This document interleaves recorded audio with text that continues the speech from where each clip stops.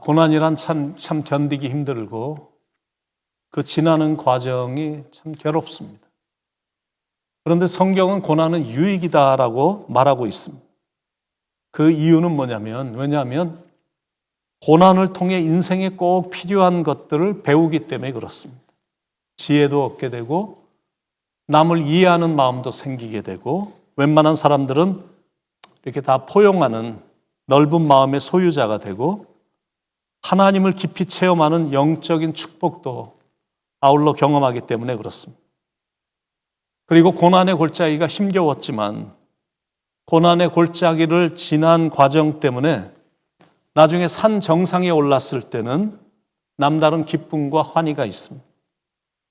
그건 고난의 파도를 잘 통과한 사람만이 느낄 수 있는 기쁨인 겁니다. 이스라엘 백성들에게 하나님께서 100년간 경고를 하셨습니다. 너희들이 우상을 섬기면 이방 나라의 포로로 잡혀갈 것이다. 그렇게도 경고를 수도 없이 했는데 그들은 듣지 않았어요. 근데 그것이 현실로 다가온 겁니다. 그런데 자비 하나님께서 그들의 포로 생활을 70년으로 끝나게 해주셨고 이방 나라인 페르시아와 그리고 고레스 왕, 아닥사스다 왕을 통해서 고향으로 돌아가게 하는 그런 배려를 하게 해주신 겁니다. 그런데 본국으로 돌아는 왔지만 문제는 도시와 성벽이 다 폐허가 되어 있었기 때문에 느낌이 처절했던 겁니다. 그 소식이 느헤미야의 마음을 아프게 한 겁니다. 그래서 기도를 했고 그것도 4개월이나 기도를 했습니다. 4개월간 기도한 후에 아닥사스다 왕과 진지한 대화를 했고 아닥사스다 왕이 그 일을 좋게 여겨서 성벽을 재건하고 돌아오도록 허락을 해주므로 예루살렘으로 와서 백성들을 모아 성벽 재건에 몰입을 했습니다.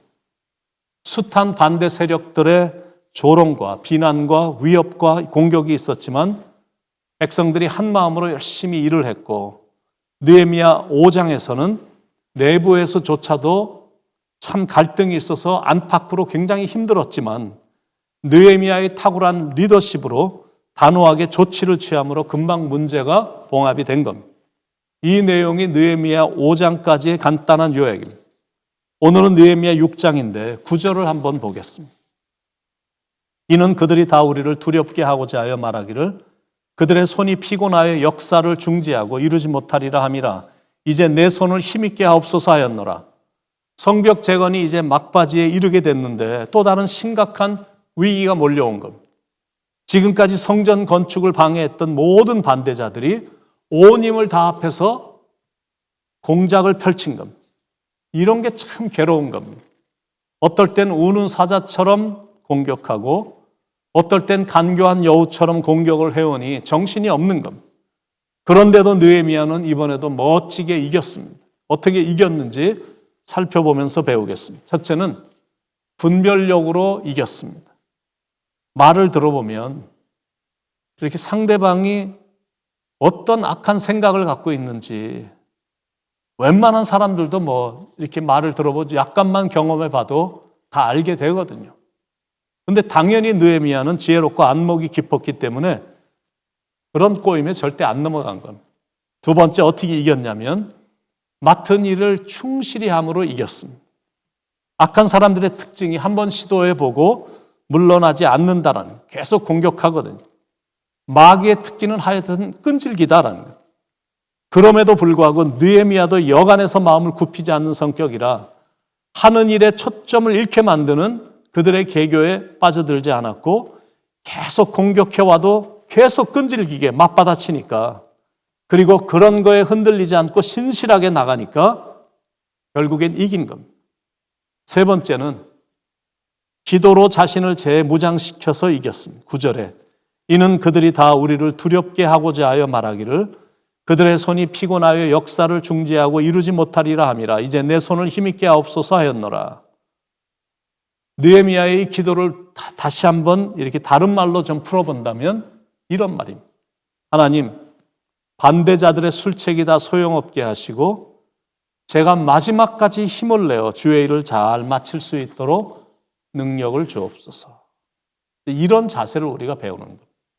상황이 어려워져도 기도하고 앞이 캄캄해져도 기도하는 걸 잊지 않는 겁니다.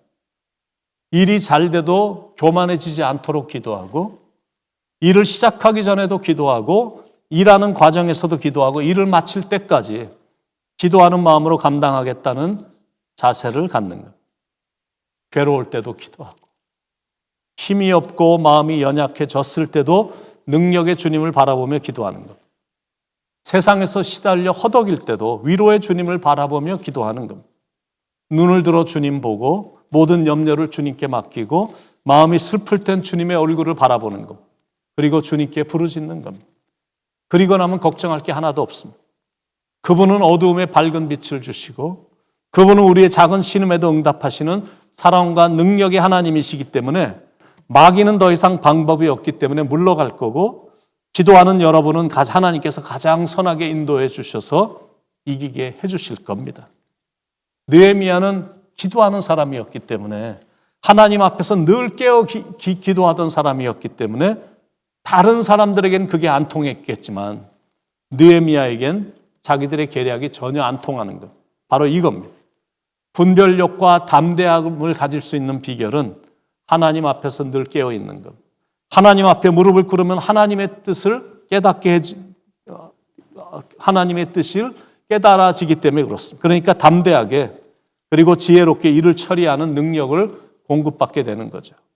그 힘으로 대적들의 공격을 무산시키고 성벽 재건 공사를 계속 추진을 해서 52일이 지나자 모든 공사가 다 마쳐지게 됐습니다. 15절. 성벽 역사가 52일 만에 엘룰월 25일에 끝나매. 이렇게 모든 공사가 다 끝이 나자 공격했던 그 대적들조차도 두려워했다라는 것. 16절에 우리의 모든 대적과 주위에 있는 이방 족속들이 이를 듣고 다 두려워하여 스스로 낙담하였으니 그들이 우리 하나님께서 역사를 이루신 것을 알미니라. 두 번째는 그동안 갈라졌던 사람들의 마음도 다 하나가 됐다라는 것. 그리고 세 번째는 느헤미야는 진정한 지도자로서 모든 사람들로부터 인정을 받게 됐다는 것. 그러므로 우리에게 주는 교훈은 도중에 포기하지 말아라. 일어나라. 다시 힘을 내서 달려가라. 이런 교훈을 주십니다. 주님이 계시기 때문에 그렇습니다. 주님은 변함없이 우리를 사랑하시고 돌봐주시기 때문입니다. 내가 홀로 됐다고 느낄 때도, 아무도 나를 도와줄 사람이 없다고 느낄 때도 주님은 여전히 나와 함께 하십니다. 정말 신기합니다. 더 이상 할 수가 없다라는 생각이 들 때도 주님은 여전히 거기에 계시거든요. 그리고 힘을 불어넣어 주시는, 넌 충분히 다시 시작할 수 있어. 이렇게 말씀해 주시는 겁니다. 그래서 제가 여기 있는 거고 여기 서 있는 겁니다.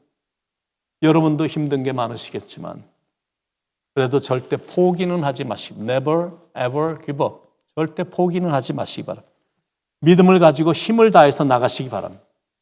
하나님이 도와주시니까, 하나님이 다 이루어 주시니까 하나님의 사랑과 하나님의 계획을 믿고 힘있게 나아가길 모든 것들을 가능케 하시는 예수님의 이름으로 간절히 축원을 드립니다.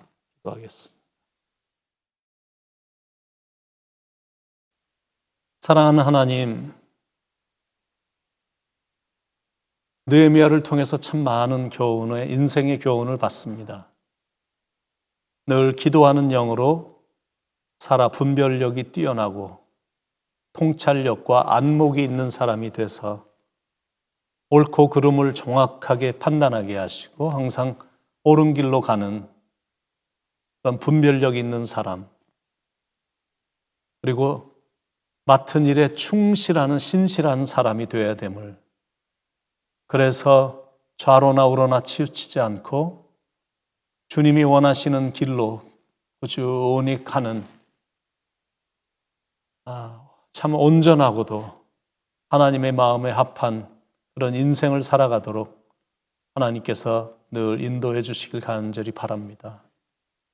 오늘도 인생의 교훈을 허락해 주신 성령님께 참 감사를 드리며 오늘 이 하루도 신실함으로 나가 사람들로부터 인정도 받고 그런 행동이 하나님을 영화스럽게 해드리는 삶이 되게 인도해 주시옵소서. 예수님의 이름으로 간절히 기도드립니다. 아멘.